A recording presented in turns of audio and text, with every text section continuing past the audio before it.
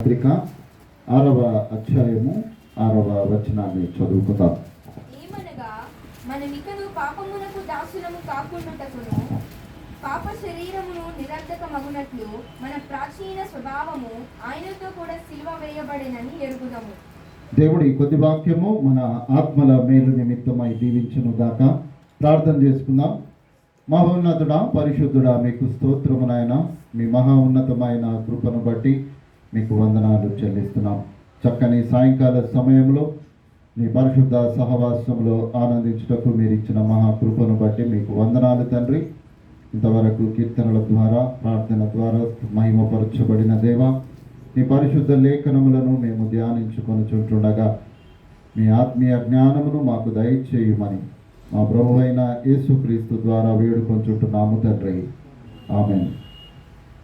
క్రీస్తునందు ప్రియులారా, దేవుని మహాకృపను బట్టి దేవునికి వందనాలు చెల్లిస్తూ చేరవచ్చిన మీ అందరికీ మన ప్రభు అయిన యేసుక్రీస్తు ప్రభువుల వారి అతి పరిశుద్ధ నామములో ఈ సాయంకాల దీవెనలను, శుభములను తెలియచేస్తూ ఉంటున్నాను. రోమా సంఘానికి పౌలు గారు వ్రాసినటువంటి మాటను మరి కొద్ది నిమిషాలు మనము ధ్యానము చేసుకున్నాం. ఏమనగా మనమికను పాపమునకు దాసులము కాకుండానట్లు పాప శరీరము నిరర్ధకమగునట్లు మన ప్రాచీన స్వభావము ఆయనతో కూడా సిలువ వేయబడినని ఎరుగుదము. మన ప్రాచీన స్వభావము ఆయనతో కూడా సిలువ వేయబడిను. దేవుని యందు ప్రియమైనటువంటి దేవుని బిడ్డలారా, మనమిక పాపులముగా లేము. ఇది దేవుడు మనతో మాట్లాడుతున్నటువంటి మాట. ఎందుకొరకనగా ఆయన సిలువ వేయబడ్డాడు కాబట్టి ఆ సిలువలో మన ప్రాచీన స్వభావము అనగా మన పాప స్వభావము ఆ సిలువలో ఆయనతో కూడా అది సిలువ వేయబడి మనము పరిశుద్ధులముగా ఉండడానికి దేవుడు ఏర్పరిచినటువంటి మార్గముగా మరి మనము జ్ఞాపకము చేసుకోవాలని మరి నేను ఆశపడుతూ ఉంటున్నాను. ఏంటిదయ్యా మన ప్రాచీన స్వభావము అని కొన్ని మాటలు మనము చూసుకున్నట్లయితే పౌలు గారు కొలస్సై సంఘానికి వ్రాస్తూ 3వ అధ్యాయము 5వ వచనములో కొన్ని మాటలను అక్కడ మనకు జ్ఞాపకము చేస్తాడు. కావున భూమి మీదనున్న మీ అవయవములను అనగా జారత్వమునకు, అపవిత్రతను, కామాతురతను, దురాశను, విగ్రహారాధనను, ధనాపేక్షను చంపివేయుడి. ఇవన్నీ కూడా మన ప్రాచీన స్వభావంలో ఉన్నటువంటివి. కాబట్టి ఈ ప్రాచీన స్వభావము యేసుక్రీస్తు ప్రభువుల వారితో ఆ సిలువలో ఇవి కూడా సిలువ వేయబడాలి అనేటటువంటిది దేవుని యొక్క ఉద్దేశముగా మరి దేవుడు మనతో మాట్లాడుతున్నాడు. మరలా రోమా సంఘానికి పౌలు గారు వ్రాస్తూ 6వ అధ్యాయము 12వ వచనంలో ఒక మాట మనకు జ్ఞాపకము చేస్తాడు. కాబట్టి శరీర దురాశలకును లోబడకుండునట్లు చావునకు లోనైన ఈ శరీరమందు పాపమును ఏలనీయకుడి అని అంటాడు. చావునకు లోనైనటువంటి ఈ శరీరములో పాపమును ఏలనీయకుడి. ఎందుకు రకనగా ఈ శరీరము మన అవయవములలో జారత్వము, అపవిత్రత, కామాతురత, దురాశ, విగ్రహారాధన, ధనాపేక్ష, నానా రకములైనటువంటి పాపముల చేత నింపబడినటువంటిదిగా ఈ శరీరము ఉంటుండగా మరి ఈ దురాశలకు లోబడేటటువంటి ఈ పాప జీవితము మరి మన శరీరములో ఏలనీయకుడి. ఈ శరీరము మనకు తెలిసినటువంటిదే, అనేకమైనటువంటి ఆశలు కలిగినటువంటిదిగా ఈ శరీరము మనకు ఉంటుంది. అయితే ఈ శరీరములో పాపమును ఏలనీయకుడి అని పౌలు గారు మనతో మాట్లాడుతూ ఉంటున్నాడు. అందుకోసమనే అదే రోమా సంఘానికి పౌలు గారు రాస్తూ 7వ అధ్యాయము 24-25 వచనాల్లో ఇంకా కొన్ని మాటలు అక్కడ మాట్లాడతాడు. చూడండి. అయ్యో నేనెంత దౌర్భాగ్యుడను, ఇట్టి మరణమునకు లోనగు శరీరము నుండి నన్నెవడు విడిపించును? మన ప్రభు అయిన యేసుక్రీస్తు ద్వారా దేవునికి కృతజ్ఞతాస్తుతులు చెల్లించుచు మనసు విషయములలో నేను దైవనీయమైన మనస్సు విషయములలో నేను దైవ నియమమునకును శరీర శరీర విషయములలో పాప నియమునకును దాసుడనై ఉన్నాను అని అంటాడు. మనస్సు విషయము అనగా ఆత్మ విషయములలో నేను దైవ నియమమునకు లోబడి ఉన్నాను, శరీర నియమమునకు పాపమునకు లోబడి ఉన్నాను అని పౌలు గారు అక్కడ వ్రాస్తున్నట్లుగా చూస్తాం. కాబట్టి దేవుని యందు ప్రియమైనటువంటి దేవుని బిడ్డలారా, శరీరము ఎటువంటిదో మనందరికీ తెలిసినటువంటిది. ఎందుకొరకనగా ఇది పాప నియమమునకు లోబడేటటువంటి తత్వము కలిగినటువంటిది. ఆత్మ ఎప్పుడూ సిద్ధముగా ఉంటుంది, కానీ శరీరము బలహీనమైనటువంటిది. ఈ బలహీనమైనటువంటి ఈ శరీరములో పాపమును ఏలనీయకుండా మీరు జాగ్రత్త పడుడి. ఎందుకొరకు అనగా మన ప్రాచీన స్వభావము ఆయనతో కూడా సిలువ వేయబడి ఉండాలి అనేటటువంటి విషయము మనము జ్ఞాపకము చేసుకోవాలి. యేసుక్రీస్తు ప్రభువుల వారి యొక్క సిలువ మరణమును మనము జ్ఞాపకము చేసుకొనడము కాదు, కానీ ఆయన యొక్క సిలువ మరణములో మన ప్రాచీన స్వభావము ఏదైనా ఉండని, అది పాప స్వభావము, దుర్మార్గము, జారత్వము, దొంగతనము, లేకపోతే ఇంకా ఏదైనా ఏ సమస్య అయినా కూడా అది ఆ యేసుక్రీస్తు ప్రభువుల వారి సిలువలో అది మన జీవితములలో నుండి తొలగించబడాలి అనేటటువంటి విషయాన్ని జ్ఞాపకము చేస్తున్నాడు. అందుకే పౌలు గారు అంటారు, అయ్యో నేనెంత దౌర్భాగ్యుడను, ఇట్టి మరణమునకు లోనగు ఈ శరీరము నుండి నన్ను ఎవడు తప్పించగలడు? ఎవడు తప్పిస్తాడయ్యా? లోకములో ఎవడైనా ఉన్నాడా? తల్లిదండ్రులు బిడ్డలను తప్పించగలరా? బిడ్డలు తల్లిదండ్రులను తప్పించగలరా? లేకపోతే లోకములో నివసిస్తున్నటువంటి మానవులు తప్పించగలరా? లేకపోతే నీ సంఘ కాపరి దాని నుండి నిన్ను తప్పించగలడా? ఎవరు తప్పించలేరు ప్రియులారా. అందుకే పౌలు గారు అంటారు, ఇట్టి మరణమునకు లోనగు నా శరీర పాప నియమముల నుండి నన్ను ఎవరు తప్పిస్తారు?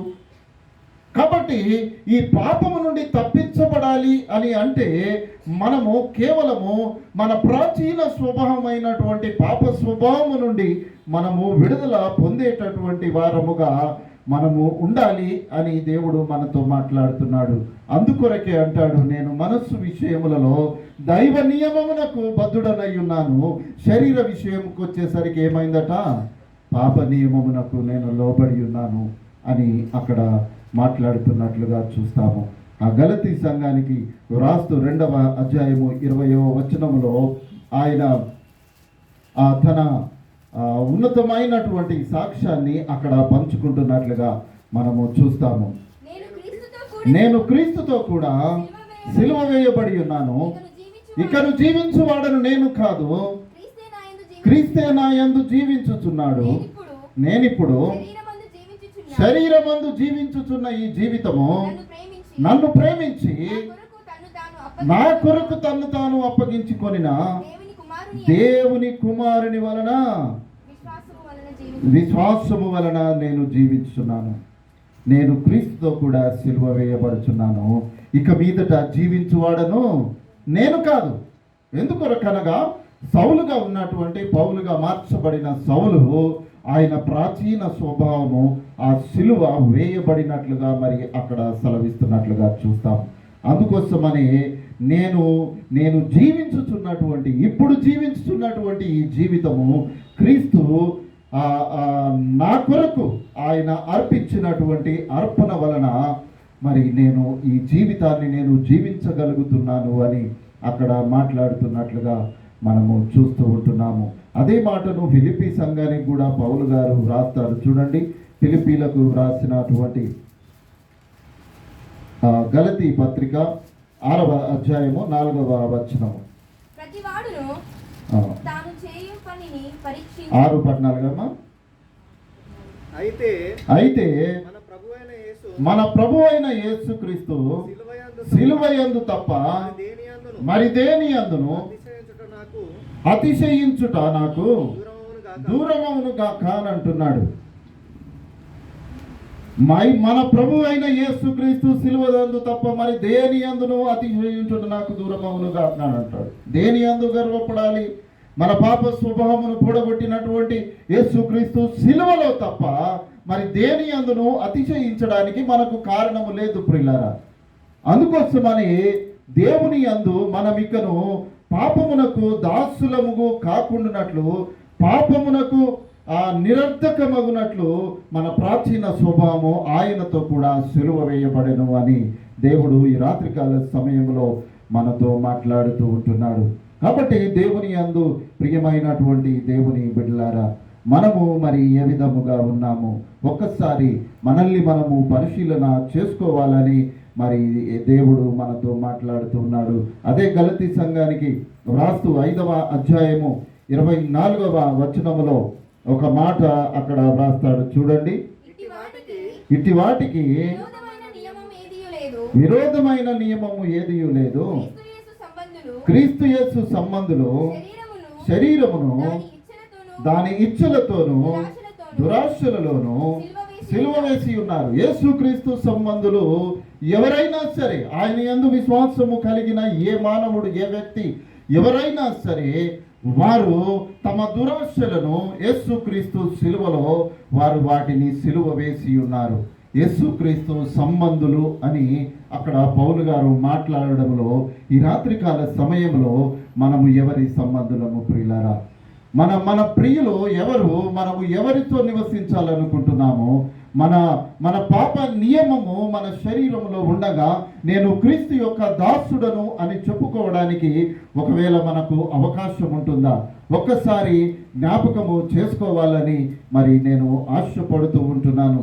ఎందుకొరకనగా మనము ఆయనలో బాప్తిస్మము పొందినటువంటి వారముగా ఉంటుండగా, బాప్తిస్మము అనగానే మనము నీటిలో ముంచబడము కాదు, కానీ ఆయనతో కూడా పాతి పెట్టబడము అనేటటువంటి విషయాన్ని దేవుడు ఈ రాత్రికాల సమయంలో మనకు జ్ఞాపకము చేస్తూ ఉంటున్నాడు. ఆ మాట కూడా చూడండి, కొలస్సీలకు రాసినటువంటి పత్రిక 2వ అధ్యాయము 12వ వచనము, మీరు బాప్తిస్మమందు ఆయనతో కూడా పాతి పెట్టబడిన వారై ఆయనను మృతులలో నుండి లేపిన దేవుని ప్రభావమందు విశ్వసించుట ద్వారా ఆయనతో కూడా లేపబడితిరి. మీరు బాప్తిస్మమందు ఏం చేశారట? పాతి పెట్టబడ్డామట. మనము పాతి పెట్టబడ్డాము అని అంటే మనము మరణము కాదు, కానీ మన ప్రాచీన స్వభావము ఏదైతే ఉందో ఆ బాప్తిస్మమందు మనము పాతి పెట్టబడినటువంటి స్థితిని దేవుడు ఈ రాత్రికాల సమయంలో మనకు జ్ఞాపకము చేస్తూ ఉంటున్నాడు ప్రియులారా.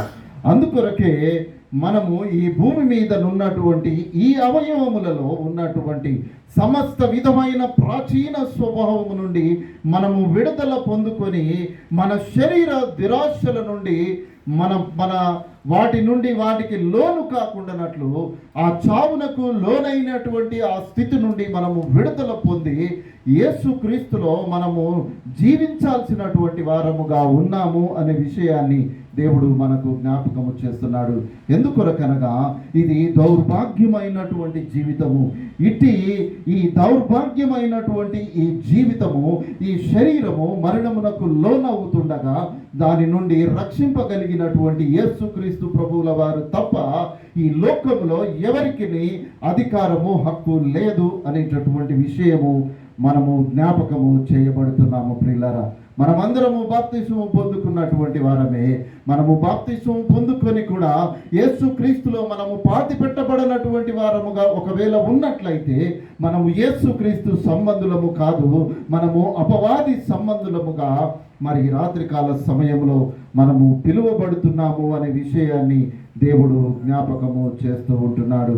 ఎఫెసీయులకు వ్రాసినటువంటి పత్రిక 4వ అధ్యాయము 22 నుంచి కొన్ని వచనాలు 24 వరకు చదువుకుందాము.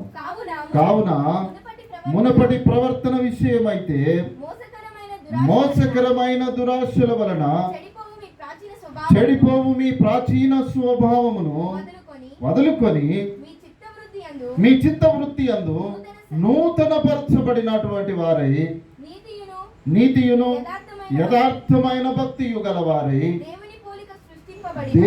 దేవుని పోలికగా సృష్టింపబడిన నవీన స్వభావమును ధరించుకొనుచున్నాము. ఒక నూతన స్వభావమును ధరించుకుంటున్నాము. ఏ విధంగా ఇది అంటే మనము మునుపటి ప్రవర్తన, మోసకరమైనటువంటి జీవితముల నుండి మనము విడుదల పొంది ఆయన యందు నూతన పరచబడినటువంటి వారమై భక్తి గల వారమును, దేవుని పోలికగా ఏర్పరచబడినటువంటి వారమై ఒక నూతన జన్మమును మనము పొందుకుంటున్నాము.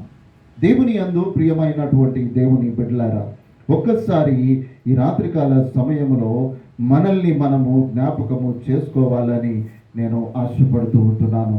ఎందుకొరకనగా ఈ ప్రాచీన స్వభావము మన జీవితములలో ఉండగా నీవు క్రైస్తవుడముగా నీవు పిలువబడడానికి అర్హత లేదు అని దేవుడు మనకు జ్ఞాపకము చేస్తూ ఉంటున్నాడు.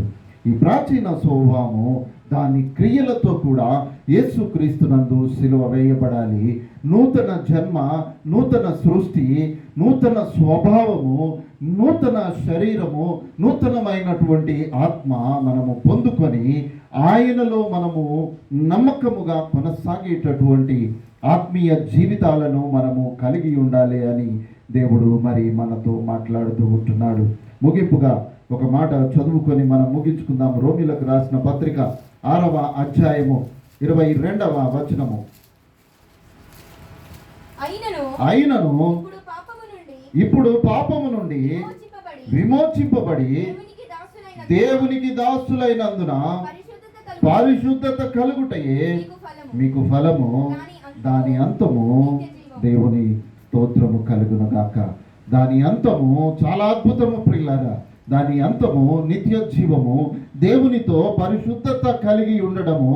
దాని యొక్క అంతము పరిశుద్ధత, నిత్య జీవము, ఆశీర్వాదము, ఆ పరలోక రాజ్యములో స్థానము, ఆయనతో కూడా సహవాసము, ఆయన దూతలతో కీర్తించేటటువంటి ఒక ఉన్నతమైనటువంటి స్థితి, ఆయన సన్నిధిలో జీవ కిరీటము పొందుకునేటటువంటి హక్కు, ఇవన్నీ దేవుడు మనకు కలగచేస్తాడు అనేటటువంటి విషయము దేవుడు మనకు జ్ఞాపకము చేస్తున్నాడు. కాబట్టి పాపము నుండి విమోచింపబడి దేవునికి దాసులైనందున పరిశుద్ధత కలుగుటయే మీకు ఫలము, దాని యొక్క అంతము నిత్య జీవము అనే విషయాన్ని దేవుడు ఈ రాత్రికాల సమయంలో మనకు జ్ఞాపకము చేస్తుంటున్నాడు. కాబట్టి దేవుని యందు ప్రియమైనటువంటి దేవుని బిడ్డలారా, మనము దేవునికి దాసులముగా ఉన్నామా? లోకములో పాపమునకు లేకపోతే అపవాది క్రియలకు దాసులముగా ఉన్నామా? మనస్సు విషయములలో నేను దైవ నియమమునకు లోబడి ఉన్నాను, శరీర విషయములలో పాప నియమమునకు నేను లోబడి ఉన్నాను అని పౌలు గారు మాట్లాడుతూ ఉంటుండగా, మనము ఏ నియమములో మనము జీవిస్తుంటున్నామో మనల్ని మనము పరిశీలన చేసుకోవాలి. మన జీవిత కాలములో అనేక లెంట్ దినాలు, దేవుని శ్రమలను దినాలను మనము జ్ఞాపకము చేసుకొని ఉండవచ్చును. మనము ఎంత జ్ఞాపకము చేసుకున్నా మన ఆత్మీయ జీవితము మారు మనస్సు లేకపోతే మనము నిత్య జీవము పొందుకోము అనేటటువంటి విషయాన్ని దేవుడు ఈ రాత్రికాల సమయము మనకు జ్ఞాపకము చేస్తూ ఉంటున్నాడు. కాబట్టి దేవుని యందు ప్రియమైనటువంటి దేవుని సంగమా, మనము మన ప్రాచీన స్వభావము ఆయనతో కూడా సిలువ వేయబడాలి. ప్రాచీన స్వభావము మనము వదులుకోవాలి. ఆ ప్రాచీన స్వభావము దేవునికి విరోధమైనటువంటిదిగా ఉంటుంది. కాబట్టి ఆ సిలువలో నన్ను రక్షించడానికి ఆయన భయంకరమైనటువంటి శ్రమలు అనుభవించి నీ కొరకు, నా కొరకు, మన బిడ్డల కొరకు ఆయన ఈ సంఘమును ఏర్పాటు చేయడము కొరకు ఆయన రక్తమును కార్చెడు. ఆ రక్తము ద్వారానే సంఘము ఏర్పరచబడింది. స్తుతి కలుగుతూ ఉంది. ఆయన సువార్త ప్రకటించబడుతూ ఉంటుంది. ఇంకను మనము ఆయనలో బాప్తిస్మము పొందుకొని పాతి పెట్టబడినటువంటి స్థితిలో ఒకవేళ ఉన్నట్లయితే ఈ రాత్రికాల సమయము దేవుడు మనకు సమయమునిస్తున్నాడు. ఒక్కసారి జ్ఞాపకము చేసుకుందాము. ఆయన కృపా సమృద్ధిలో మనమందరము నిత్య జీవ రాజ్య వారసులముగా ఉండాలని దేవుడు ఆశపడుతూ ఉంటున్నాడు. అటువంటి గొప్ప కృప, దేవుని మహోన్నతమైనటువంటి ప్రేమ ఇక్కడ చేరినటువంటి మనందరికీ, మన సంఘ బిడ్డలకును, సకల పరిశుద్ధులకును ఇప్పుడును ఎల్లప్పుడును సదాకాలము తోడయుండి నివసించును గాక. ఆమేన్.